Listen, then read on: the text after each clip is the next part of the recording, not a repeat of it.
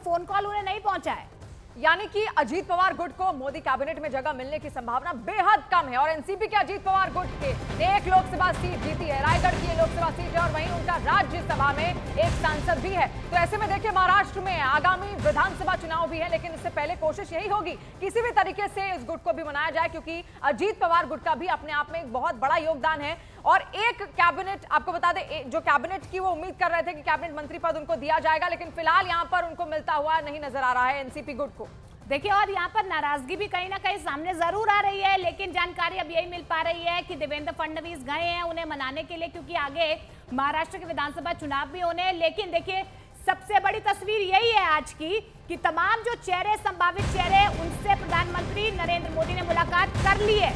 लेकिन इस बीच बड़ी खबर आपको बता दें, कांग्रेस अध्यक्ष मल्लिकार्जुन खड़गे आज शपथ ग्रहण समारोह में शामिल होने के लिए जा रहे हैं। ये बड़ी खबर इस वक्त हम आपको बता रहे हैं। विपक्ष की भी अपनी एक भूमिका होती है, और इस बार जिस तरीके का जनादेश है उसमें विपक्ष की एक बड़ी भूमिका है। और ऐसे में शपथ ग्रहण समारोह जो होगा शाम को, उसमें आपको बता दें कि खुद मल्लिकार्जुन खड़गे भी उसमें शामिल होंगे। इसके अलावा कई सारे विदेशी मेहमान उसमें शामिल होंगे, कई सारे सफाई कर्मियों को भी वहां पर बुलाया गया है, और ट्रांसजेंडर के भी बहुत सारे लोग, बहुत सारे सदस्य उसमें हिस्सा लेंगे। बिल्कुल, देखिए, ये लोकतंत्र की खूबसूरती है। ये 3 तस्वीर हम आपको दिखाने की कोशिश कर रहे हैं। वो 26 मई 2014 की वो तारीख जब प्रधानमंत्री ने पहली बार उसके बाद 30 मई प्रधानमंत्री नरेंद्र शपथ ली थी, तीसरी बार यानी 9 जब तीसरी बार शपथ। और ये तस्वीरें आज की ज्यादा महत्वपूर्ण की हर तस्वीर आज हम आप तक पहुंचाएंगे। विक्रांत लगातार हमारे साथ जुड़े हुए हैं, इसके अलावा यतेंद्र भी लगातार हमारे साथ जुड़े हुए हैं। यतेंद्र, वो जो चेहरे थे जो टी पार्टी में पहुंचे थे, क्या आप वहां से निकल गए हैं? इससे पहले जब हमने आपसे बात की थी तो आपने कहा अभी निकलना उनका शुरू हुआ है। देखिए, बिल्कुल निकलना शुरू हो गया है। नितिन गडकरी, राजनाथ सिंह, धर्मेंद्र प्रधान, अश्विनी वैष्णव और बीएल वर्मा, शोभा करांजले, ये सब निकल रहे हैं। आप ये गाड़ियां देख सकते हैं जो अंदर से अभी निकली हैं पीएम हाउस से, और एक एक करके सारे लोग निकलते जा रहे हैं जो पीएम के साथ चाय पर बुलाए गए थे, जिनको शाम की शपथ लेनी है। वो पूरी लिस्ट भी हमने बताई कि कौन कौन शपथ लेगा और किस किस को यहाँ पर चाय पर बुलाया गया था, और अब एक एक करके सभी निकल चुके हैं। फिलहाल नितिन गडकरी, राजनाथ सिंह, बीएल वर्मा, शोभा करांजले, ये अभी बाहर निकल चुके हैं पीएम आवास से। और आप देखिए, लगातार गाड़ियां निकलती जा रही हैं। बाकी जो लीडर्स हैं जो आज शाम को शपथ लेंगे और अभी कुछ देर पहले ही चाय पर चर्चा कर आ रहे हैं, ये वो नेता हैं जो एक एक करके निकलते हुए जा रहे हैं। और सभी अभी से कुछ देर में सारे लोग निकल जाएंगे और शाम की तैयारियां शुरू हो जाएंगी। जब 7:15 बजे जो समय रखा गया है शपथ ग्रहण का, वहां पर सभी लोग समय 7:15 से पहले पहुंचेंगे, और उसके बाद सबसे पहले प्रधानमंत्री नरेंद्र मोदी तीसरी बार प्रधानमंत्री पद की शपथ लेंगे, और उसके बाद कैबिनेट मंत्री, स्वतंत्र प्रभार, एमओएस और एमओएस के जो मंत्री यहाँ पर जो शपथ लेंगे, जो सदस्य यहाँ पर आए थे, वो शपथ लेंगे, और उसके बाद वो शपथ ग्रहण कार्यक्रम संपन्न होगा। और कल शाम तक माना जा रहा है, कल शाम तक पोर्टफोलियो भी बांट दिए जाएंगे। जी बिल्कुल यतेंद्र, वैसे तो जब चाय पर चर्चा होती थी, जब प्रधानमंत्री नरेंद्र मोदी प्रधानमंत्री बने, उसके बाद से चाय पर चर्चा जो है वो ज्यादा होने लग गई।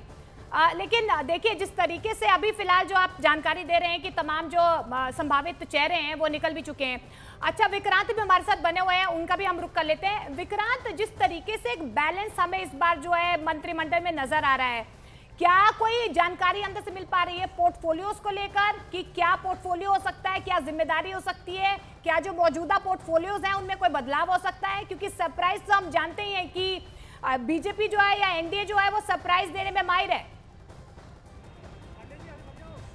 देखिए, बिल्कुल प्रधानमंत्री नरेंद्र मोदी के काम करने का तरीका यह है कि सरप्राइज एलिमेंट की एक गुंजाइश रहती है, लेकिन जो पोर्टफोलियो का डिस्ट्रीब्यूशन है वो निश्चित तौर पर प्रधानमंत्री का विशेषाधिकार है, और वो एक तरह से कल तक, सोमवार तक कहा जा रहा है कि सबके नाम भी क्या पोर्टफोलियो होगा वो भी क्लियर हो जाएगा। लेकिन कैबिनेट मंत्री कौन बनेंगे ये लगभग क्लियर हो चुका है कि किनको कैबिनेट का दायित्व दिया जा रहा है, किनको राज्य मंत्री का दायित्व दिया जा रहा है माफ कीजिएगा, और किनको स्वतंत्र प्रभार दिया जा रहा है। तो अब यहाँ पर क्योंकि बैठक खत्म हो गई है, लगातार मंत्रियों की गाड़ियाँ अब देखिए बाहर निकल रही हैं 7 RCR के गेट से, और यहाँ से अब ये मंत्री अपने अपने होटल या घर पर जहाँ पर रुके हुए वहाँ पर पहुँचेंगे। और आज शाम को ये कैबिनेट की जब वहाँ पर प्रधानमंत्री के साथ शपथ लेंगे कैबिनेट मंत्री, जिनको शपथ दिलवाई जाएगी, ये तमाम मंत्री वहाँ पहुँचेंगे।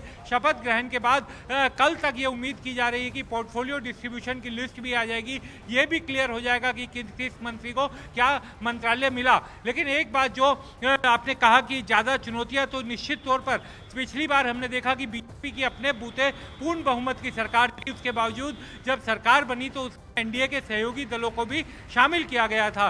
तो निश्चित तौर पर अब तो चूंकि एनडीए की एक सरकार जिसमें एनडीए के सहयोगी दलों की जरूरत के बाद उनको शामिल करने के बाद सरकार का बहुमत का आंकड़ा आगे निकला है, तो अब सरकार में ज़्यादा बेहतर समन्वय थे, क्योंकि जब सरकार के पास अपने बूते बीजेपी के पास बहुमत था तब भी उसने एनडीए के सहयोगियों को सम्मान दिया था, उनको मंत्रिमंडल में शामिल भी किया था बाकायदा, और हर समय जब मंत्रिमंडल जब एनडीए की बैठक होती थी तब उनके साथ मुलाकात भी की जाती थी। तो अब चूंकि इस बार भी हमने देखा कि दो बड़े सहयोगी दल जेडीयू और टीडीपी, किसी तरह की उनकी तरफ से मांग, नाराजगी, कोई ऐसी चीज सामने नहीं आई, और दोनों बड़े सहयोगी होने के बावजूद अभी तक जो हमें जानकारी मिल रही है, एक कैबिनेट मंत्री और एक राज्य मंत्री उनको दिया गया है। तो निश्चित तौर पर ये कहीं से भी ये चीज सामने नहीं आ रही कि एनडीए के जो घटक की एंट्री भी हुई है, पुराने चेहरे भी है, लेकिन नाराजगी जो है छुटपुट वो भी दूर हो जाएगी लगता है।